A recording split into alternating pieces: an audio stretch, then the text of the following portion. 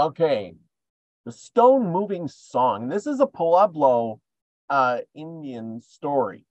So there you go. And this is out of an old book. And if you want the PDF for this, just let me know and I'll send you the whole PDF for this book. And you can read all the stories you want. The stone moving song. The horned toad is also a famous musician, a sort of Pueblo Orpheus, whose song charms the very stones and trees. Short folk story of Istella refers to this. One day, Okolikirade was, and I'm sure I said that wrong, anyway, was working in his field.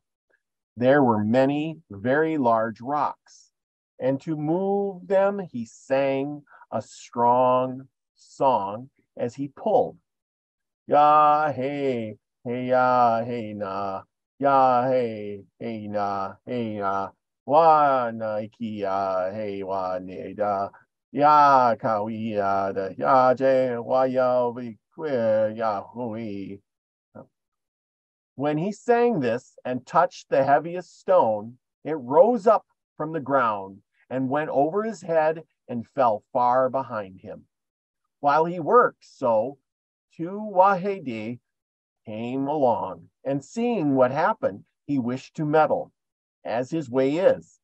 So he said, "Friend, Rade, let me do it." "No, friend," said Horned Toad. "It is better for everyone to do what he knows and not to put himself in the work of others." "Do not think so," answered the coyote, "for I can do this also. It is very easy." "It is well then, but see that you are not afraid, for so it will be bad." Day lay off his blanket and took hold of the largest rock. There was and sang the song. When he sang,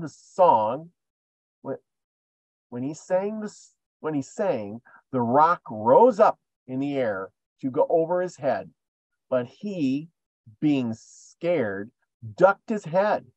Then at once the rock fell on him, and he had no bones left.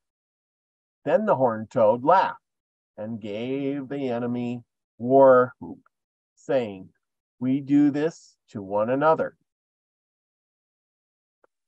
And that was the short story.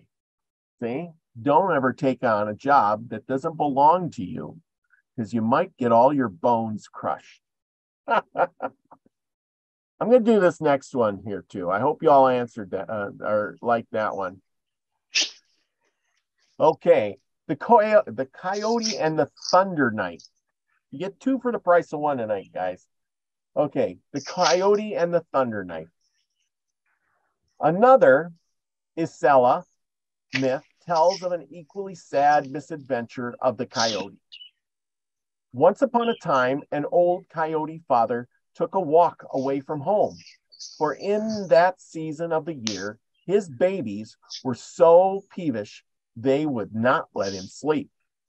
It happened that a locust was making pottery under a tree, and every time she moved the molding spoon around the soft clay jar, she sang a song.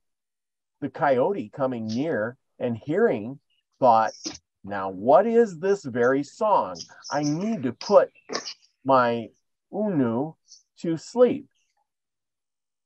And following the sound, he came to the tree and found Cheekwade at work, but she had stopped singing. "Locust friend," he said, "come teach me that song so that I can soothe my children to sleep." But Locust did not move to answer, and he repeated, "Locust friend, come teach me that song." Still she did not answer, and Coyote, losing his patience, said, "Locust, if you don't teach me that song, I will eat you up." At that, the locust showed him the song, and he sang with her until he knew how. "Now I know it," Thank you, he said. So I will go home and sing it to my children, and they will sleep. So he went. But as he came to a pool halfway home, a flock of afraids of the water flew up at his very nose and drove out his memory. He went looking around, turning over the stones and peeping in the grass, but he could not find the song anywhere. So he started back at last to get the locust to teach him again. But while he was yet far, the locust saw him. So she shed her skin, leaving a dry husk, as snakes do, and filled it with sand. Then she made it to sit up and put the molding spoon in its hands and the clay jars in front of it. And she herself flew up into the tree. Coming, the coyote said, "Friend, locust, show that song again, for I got scared and the song was driven out of me." But there was no answer.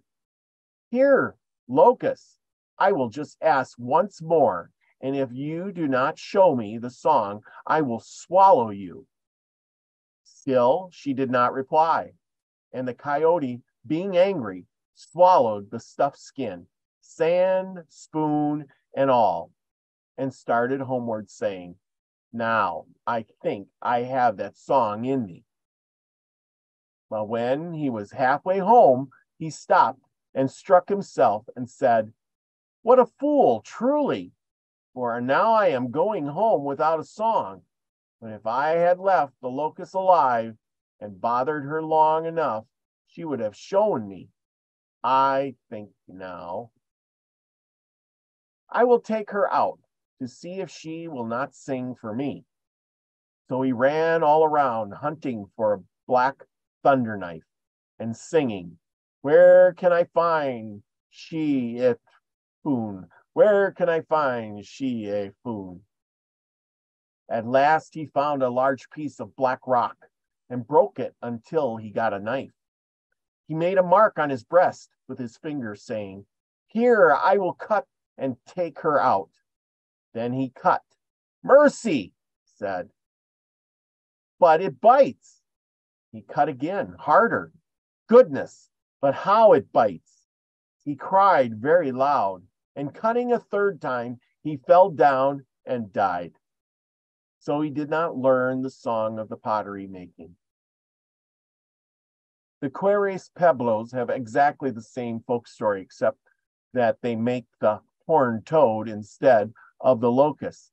The music teacher, in their version, the horned toad, after being swallowed, kills the coyote by lifting its spines. Remember what I have said of the maker of the thunder knives. You will readily see the analogy between this and the obsidian splinter of the Tiwan story.